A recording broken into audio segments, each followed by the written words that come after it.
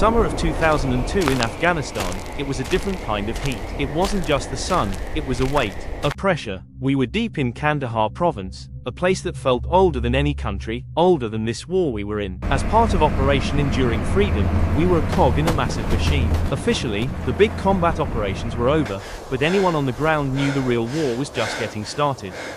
It became a war of whispers, of shadows in the mountains, of patrols that went out on a standard recon and just didn't come back. The story I'm about to tell you isn't in any declassified report.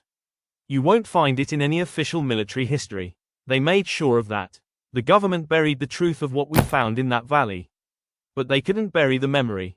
Our mission was simple, something we'd done a dozen times. Find a missing patrol. Their call sign was Reaper 4.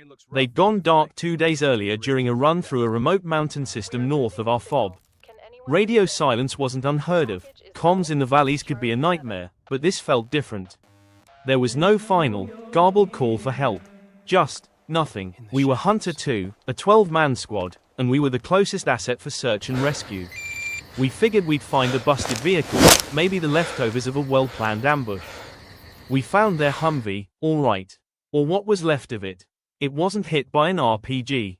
It wasn't an IED. The M1114's armor plating was peeled open like the lid of a tin can. The kind of damage you just can't explain. The official report would eventually blame a surprise attack. But the brass who signed that report weren't there. They didn't see the tracks. And they damn sure didn't see what was waiting for us inside that cave. The mission briefing was cold, routine. Major Harris laid a map on the hood of his Humvee, the morning sun already baking the metal. Reaper 4's last known was a grid coordinate in a valley system we called the Dragon's Teeth. Jagged peaks, deep ravines, and hundreds of caves.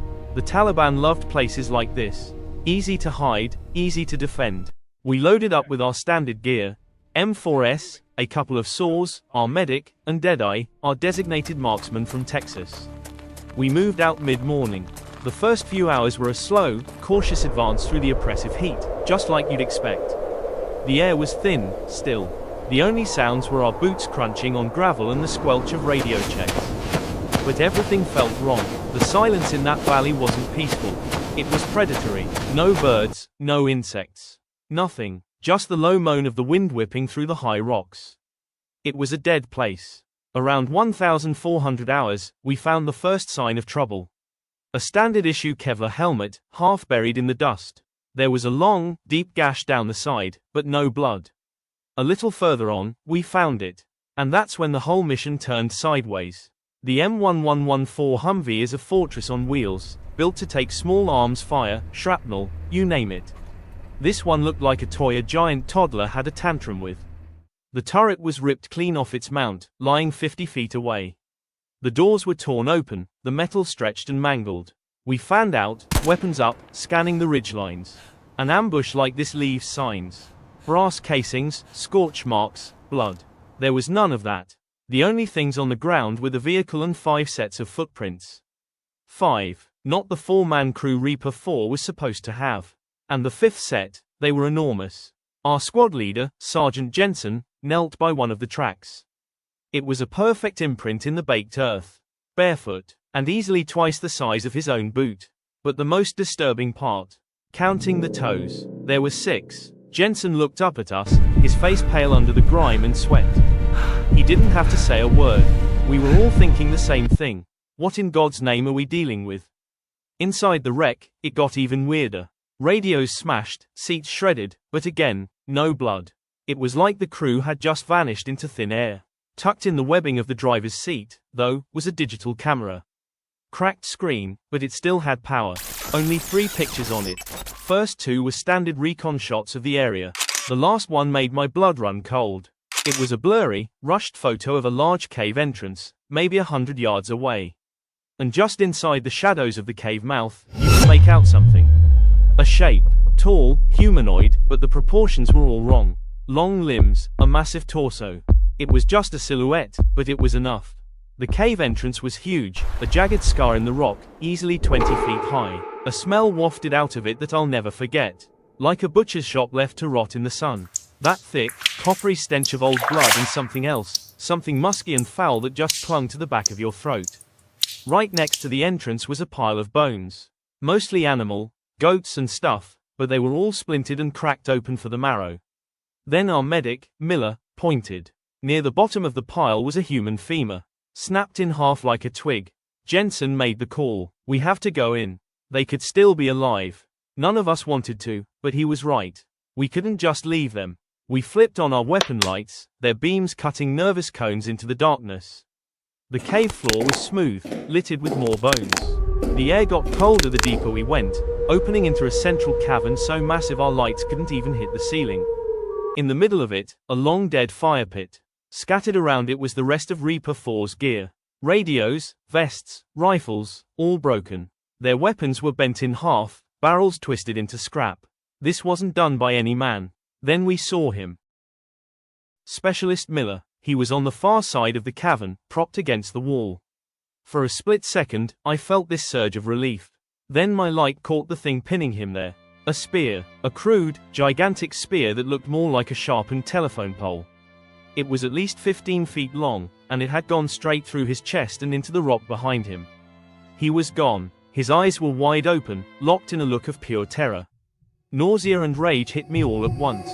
Miller was a good kid, only 22. As we stood there, frozen, a sound echoed from a tunnel deeper in the cave. A low, guttural growl, followed by the scrape of rock on rock. Then, out of the darkness, it came. I've tried 1,000 times to find the words. It was a giant. There's no other word for it. It had to be at least 13 feet tall, built of thick, knotted muscle. Its skin was pale and leathery, covered in scars. It had a shock of coarse, matted red hair that fell to its shoulders and a long, tangled beard. The face was cruel, almost Neanderthal, with a heavy brow and a mouth that looked like it had a double row of yellow teeth. But the eyes were the worst part. They were intelligent, they were ancient, and they burned with a hateful fire. In its hand, it held another one of those massive spears. We had found Reaper 4. We had walked right into the monster's lair. For a second that stretched on forever, nobody moved. It was like our brains just couldn't process what our eyes were seeing. This thing wasn't supposed to exist. It was a creature from a myth, from a dark story you tell your kids. But it was real, and it was standing 30 yards away from us. The giant let out a roar. It wasn't just a sound, it was a physical force that shook the air in the cavern. It vibrated in your bones, a primal bellow of pure rage. That roar broke the spell. Light it up, Jensen screamed, and the cavern exploded in gunfire. We all opened up at once. The muzzle flash from 10M4S and a saw turned the cave into a strobe-lit nightmare. Our 5.56 rounds, designed to drop a man, seemed to do almost nothing. We could see them hitting its hide, just leaving little puffs of dust and shallow wounds. It was like throwing pebbles at a rhino. The creature charged. For something so huge, it moved with a terrifying, unnatural speed. It covered the 30 yards between us in a few thunderous strides. One of our guys, a private fresh out of basic, just froze. The giant didn't even break stride. It swung a massive, rock-like fist and caught the kid in the chest. The impact sounded like a car crash. He was thrown back 20 feet, his body armor shattering like porcelain. He didn't move again. It was chaos. We were falling back, firing wildly, just making it angrier. Deadeye, our marksman, was further back, calm, collected. He shouldered his M110. Aim for the head, aim for the head. He yelled over the noise. He fired twice. The bigger 7.62 rounds hit harder. One caught the giant in the shoulder, and it actually grunted, staggering. The second hit it square in the face, near the eye. It bellowed in pain and fury, dropping its spear and clutching its face with a massive 6-fingered hand. That was the opening. Seeing it was vulnerable, we focused our fire on its head and chest. The sustained, concentrated volley was finally too much.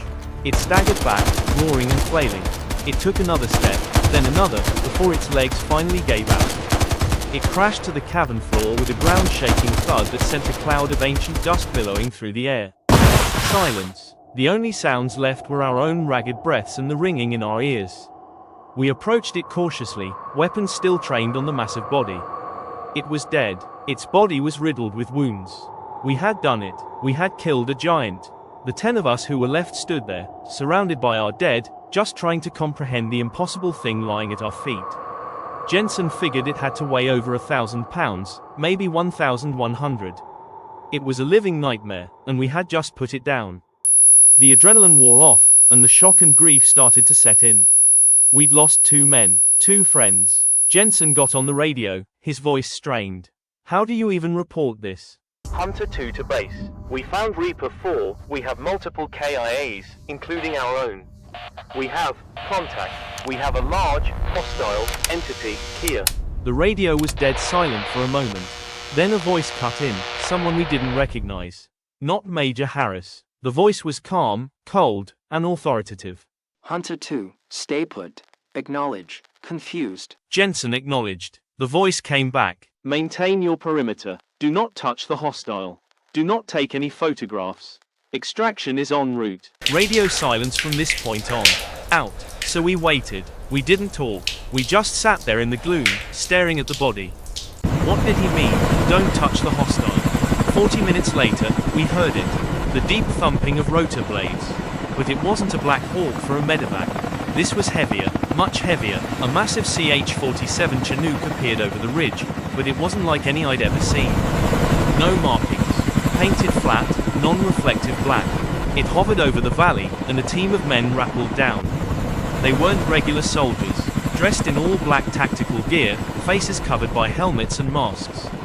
They moved with a chilling efficiency, completely ignoring us. They carried a large, heavy-duty cargo net. Without a word, they went into the cave and started wrapping the giant's body. We just watched, dumbfounded.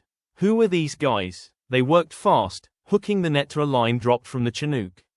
Within minutes, the giant's 1,100-pound corpse was being hauled out of the cave, a monstrous, shrouded pendulum swinging beneath the black helicopter as it flew east and disappeared over the mountains. Then, the team's leader, a guy whose face we never saw, walked up to Jensen. He handed him a stack of papers and a pen. You and your men will sign these, he said. It wasn't a request. Jensen looked at the document. It was a non-disclosure agreement. An NDA. The message was buried in legal jargon, but it was clear, this never happened. The creature we killed never existed. Our 2 men were to be listed as killed in a standard enemy ambush. Any mention of what really happened, any whisper about a giant in a cave, would be an act of treason. We're soldiers. We follow orders. But this was different. This was an order to erase the truth, to lie about how our friends died. But what choice did we have? We were in the middle of nowhere, facing some shadow element of our own government. We signed, every last one of us. We were flown out on a separate chopper to a different base and debriefed by men in suits who repeated the threat. We were to take this secret to our graves. We were folded back into the war like nothing happened. The official records say our 2 guys died in a Taliban ambush that never occurred. For years, I kept my mouth shut. I buried it, just like they buried the body. But I never forgot the look in its eyes. That ancient, burning hatred. The story has leaked out in whispers over the years, becoming an internet legend, the Kandahar Giant. People call it a creepypasta, a hoax. It's safer that way. They want you to think it's just a story. But I was there. I saw the torn Humvee. I saw the 6-toed footprints. I saw what it did to Miller. And I saw the men in black come and take the evidence away. Why hide it? Were there more of them? A remnant of some species we thought was long dead? I don't have those answers. All I have is the memory and a signature on a piece of paper that swore my life to a lie. They can take the body and they can force you to be silent, but they can't make you forget that for one afternoon in the mountains of Afghanistan, you stood face to face with a giant. The real question is, what else are they hiding from us in the dark corners of the world? The world is full of secrets, and the government is exceptionally good at burying them. Let me know in the comments, what do you think they did with the body? But remember, not every monster is a 13-foot giant hidden in a cave. Sometimes, the most terrifying threats are the ones you can barely see. If you want to know how a single, tiny insect brought an entire continent to its knees and nearly starved Europe to death, click the video on your screen right now.